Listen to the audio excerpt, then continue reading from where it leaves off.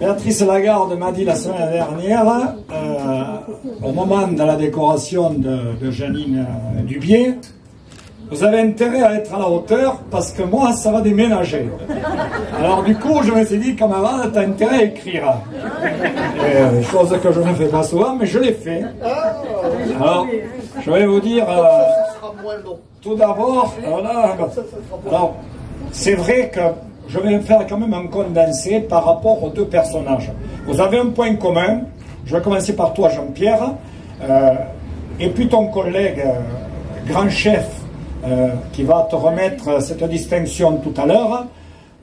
C'est vous qui quand même sublimez ces produits agricoles, qui leur donnez une valeur ajoutée. Et c'est toute l'économie territoriale qui s'en trouve bonifiée. Qu'il s'agisse du tourisme, on peut les placer en situation immersive quand ils viennent consommer ces produits que nous avons sortis de l'impasse avec mes collègues des chambres d'agriculture qui sont là, toute l'équipe.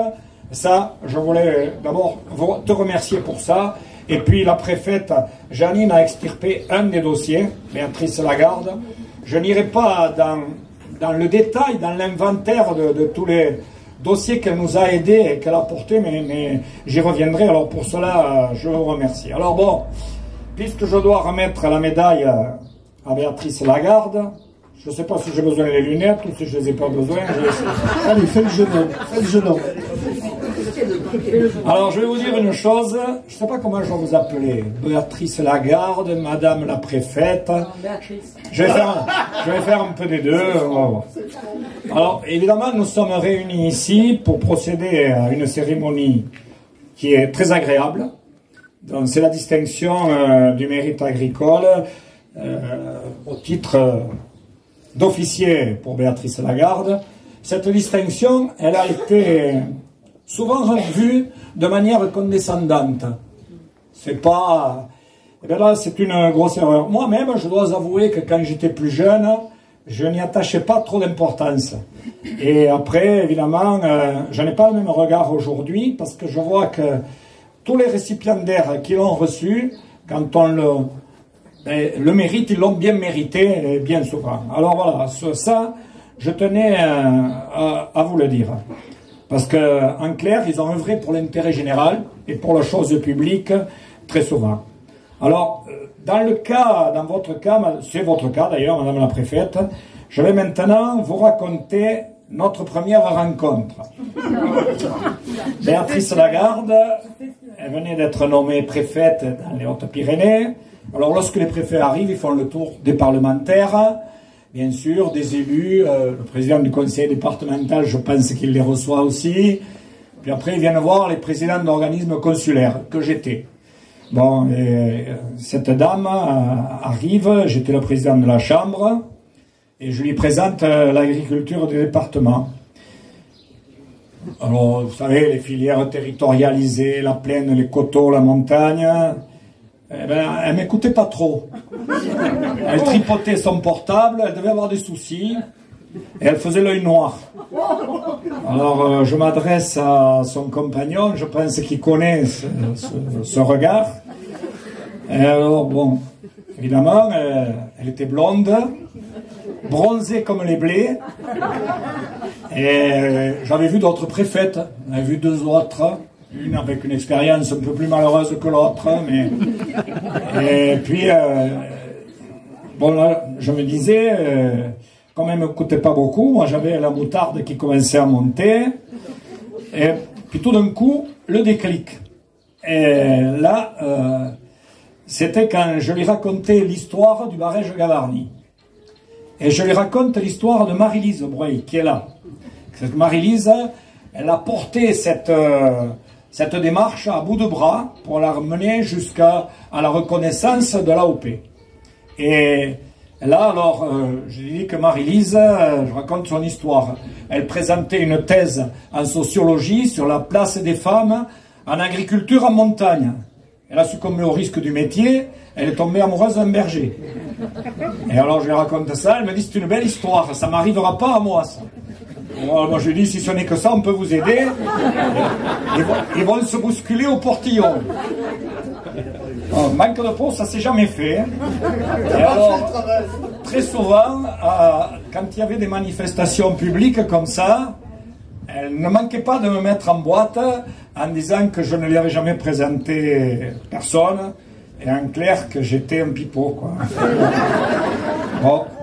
Alors, évidemment, après, quand j'ai quand même depuis constaté que vous n'avez pas eu besoin de moi pour trouver l'amour, et que vous avez sûrement fait un bon choix, voilà.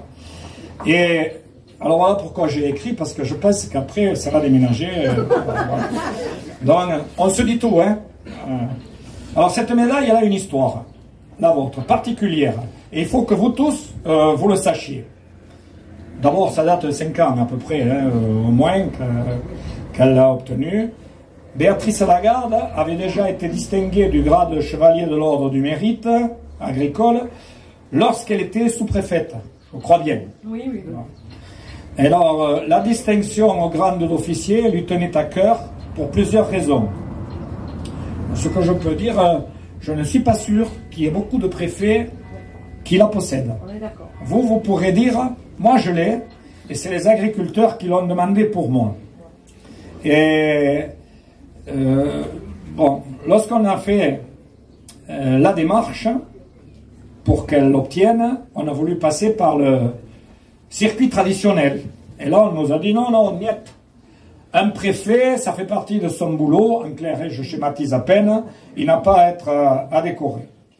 Alors, comme Béatrice Lagarde a quand même de la suite dans les idées, on a essayé de passer par d'autres circuits pour aboutir au résultat. Et ces options-là ne se sont pas avérées concluantes. Et à ce moment-là, bon, moi je siégeais à l'Assemblée permanente des chambres d'agriculture à Paris, j'étais vice-président. Il y avait le ministre de l'Agriculture de l'époque, c'était Didier Guillaume, et son attaché de communication, son homme de main en quelque sorte, on le voyait très souvent toutes les semaines. Alors je suis passé par son créneau, j'ai dit voilà, j'ai la préfète de mon département, elle vient de partir, est-ce qu'on ne pourrait pas... Il me dit oui, ok, allez, j'en parle au ministre. Et c'est à ce moment-là qu'il me dit que ça pouvait se faire. On dépose le dossier. Véronique de Bladis qui est là, c'était mon assistante de la chambre d'agriculture. On fait un dossier classique. Manque de peau, ça n'a pas marché. Alors elle était dans le Lot-et-Garonne, elle m'appelle. Elle me dit, votre mec c'est un rigolo. Elle me lit le journal officiel des Hautes-Pyrénées. Les gens, la liste de ce qu'il avait obtenu, pas elle. Bon, alors je remonte au créneau. Et il me dit, t'es pas tout seul, il y en a d'autres, ça a foiré. Alors, bis repetita, on a représenté le dossier, et ce coup-là, ça a été la réalité. Et elle l'a obtenu. Alors, pourquoi elle tenait à obtenir cette distinction? Moi, pour ma part, je tenais à honorer ma promesse. Elle y tenait pour plusieurs raisons. Alors, je pense que c'est surtout par rapport à votre histoire personnelle, à votre famille, à votre attachement à la ruralité, mais à votre enfance aussi, à l'agriculture et à l'attachement à vos racines, à votre éducation. Je me souviens très bien de la photo encadrée sur votre bureau. Je pense qu'elle vous a suivi un peu partout. La petite fille, en chaussinette blanche, qui tenait la main de son papa. Je pense que plusieurs d'entre vous l'avaient vue. Donc, je comprends très bien l'attachement à cette décoration qui marque votre parcours de vie. Ça, je pense que c'est ça. Alors, je pense vous connaître un peu, mais je sais que sous votre carapace de dur à cuire, vous êtes un être doté d'une extrême sensibilité et qui est très attaché à son histoire familiale, à sa famille et aussi au travail que vous devez accomplir et à celui que vous avez accompli également. Alors votre parcours professionnel, évidemment, je ne le connais pas dans le détail, mais j'en ai retenu quelques faits marquants. La jeune étudiante en droit, brillante apparemment, sûrement, qui débarque comme stagiaire dans un cabinet d'avocats des Hautes-Pyrénées. Puis, je ne sais pas si vous avez exercé, magistrate en suivant. Et c'est là que j'ai un trou, pourquoi la préfectorale? Ça, je ne sais pas, mais toujours est-il que je sais que c'est la sous-préfète en chemise de nuit qui allait au-devant des manifestants dans une sous-préfecture. Et c'est bon, voilà. Alors, je pense que c'est à ce moment-là qu'elle a marqué un peu le territoire. Et enfin, la préfète qui vient occuper son premier poste sur les Hautes-Pyrénées. Je crois pouvoir dire que vous avez aimé cette fonction. Je peux témoigner ici avec d'autres que nous avons apprécié votre engagement, votre façon de faire, votre façon d'être, comme vous l'avez dit, vous deux qui m'avez précédé, et puis enfin vous, nous vous avons apprécié.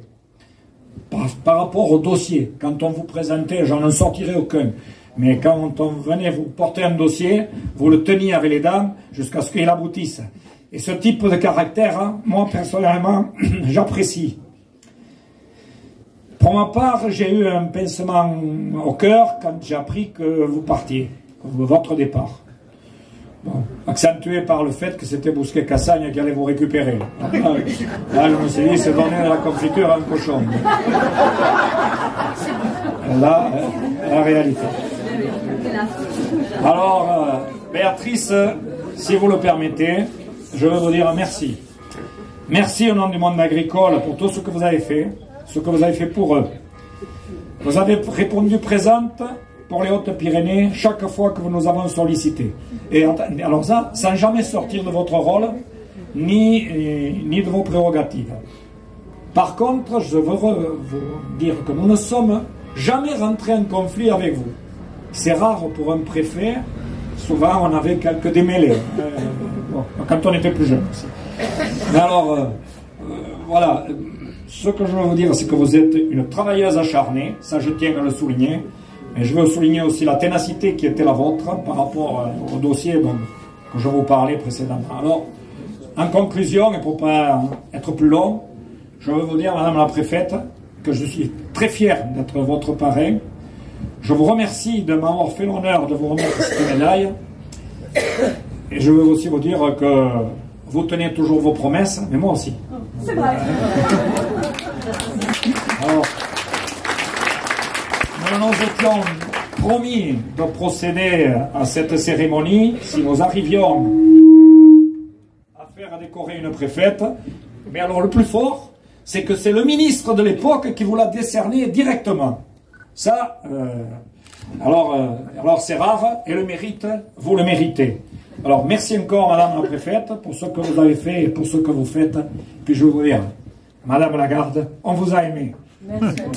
Au nom du ministre de l'Agriculture, de l'Alimentation et de la Forêt, et en vertu des pouvoirs qui nous sont conférés, on vous fait officier de l'ordre du mérite agricole et je vous décerne donc cette médaille.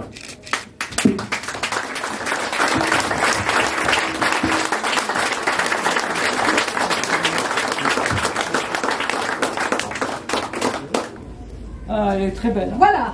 Elle est magnifique.